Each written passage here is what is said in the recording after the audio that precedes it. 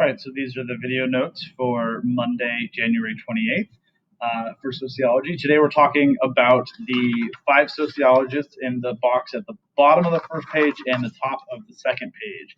That would be Auguste Comte, Karl Marx, Herbert Spencer, Emil Durkheim, and Max Weber. So it's these folks right here, Comte, Spencer, Marx, Durkheim, and Weber. So starting with Auguste Comte, he was going to be in France in 1798 to 1857. And then that second box where it says perspective, you're just going to write functionalist. So he is the functionalist perspective. He is the founder of sociology. He is the one who talked about sociology being a distinct science, and he coined the term of sociology. His theories focused on a social order and social change due to the French Revolution. Obviously, he was French and he was in post-revolution stage.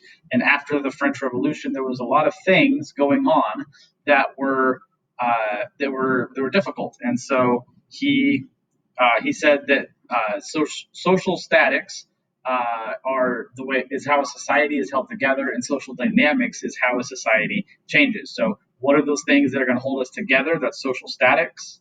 And how is a society changing? Maybe from 10 years ago from today, or maybe from today to 10 years from now. Those are going to be social dynamics. So that is Auguste Comte. Number 2 is going to be Karl Marx in Germany, 1818 to 1883. He influenced the development of conflict theory. Now, conflict theory, so it's going to be conflict in that perspective box, or conflict theory, either one would work.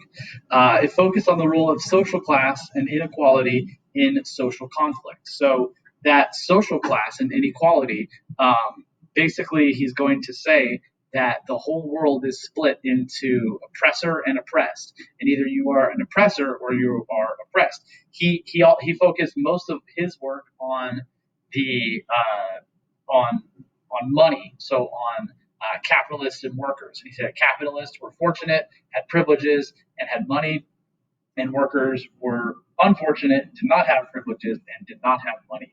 He said that capitalists exploit their workers. The capitalists are the oppressors, and the workers are the oppressed. And so his solution was that the workers will revolt, overthrow, and implement a classless society in which all the parts worked for the whole.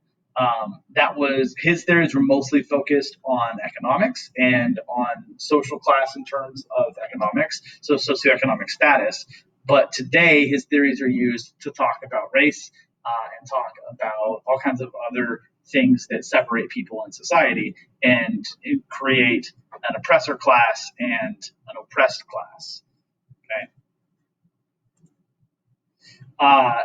Herbert Spencer, England, 1820 to 1903. He founded he came up with social Darwinism and the functionalist perspective. If you remember from Darwinism, the survival of the fittest, he actually came up with the term survival of the fittest. He was strongly influenced by Charles Darwin. His theory was that society is like the human body, and society is a set of interdependent parts that work together to maintain the system over time. So he would say, for example, that if maybe your heart has a function and your liver has a function and your lungs have a function, it's the same thing in society. Society, all the different parts work together, and they all have their function in order to maintain the system over time. He said that social change and unrest are natural occurrences, allowing society to evolve towards stability and perfection. So all of the social change and all of the unrest is pushing us towards a better society. And so he said, leave societal ills alone, allowing the fittest societies to survive. So if one society is going to be less fit, then they're going to die out, and that society is not going to survive, or it's going to be absorbed by other better, fitter societies. Social Darwinism today is not appreciated by many people in sociology because it blames entire groups and says that if an entire group is left behind, it's because they were less fit, and it doesn't necessarily account for inequalities between those groups in our society. Emil Durkheim from France in 1858 to 1917 was a functionalist perspective once again. He focused on the function of religion maintaining order. So he would say that his theory was that shared beliefs and values are the glue holding society together. He thought sociologists should only study what can be directly observed by the naked eye, and he conducted the first true sociological study, which is called Suicide, and it was in 1897. So with religion, he would say basically that we get our social norms and we get the order in our society based on religion, and the religion is important for those reasons. That we group ourselves together in like-minded groups of individuals, and we form social connections based on that. That might be the same as it is today, but even in secularized societies today, we still have the sort of religion that we follow, which may not be a religion in the traditional sense of the word, but for some people, their sports teams might be a religion, or their political parties might be a religion, something that they follow and that they group themselves with other people of a like mind. So that those sorts of things help maintain order. Lastly, this last box here is Max Weber. He is the interactionist perspective. He focused on separate groups within a society. So his theory was the sociologist should attempt to uncover feelings and thoughts of individuals.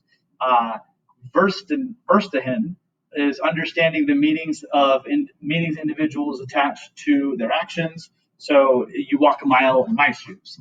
He led sociologists to focus more on the effect society has on the individual. So this is, remember the first day of sociology, I said that sociology is going to be a study of how society impacts you, and that's what this is.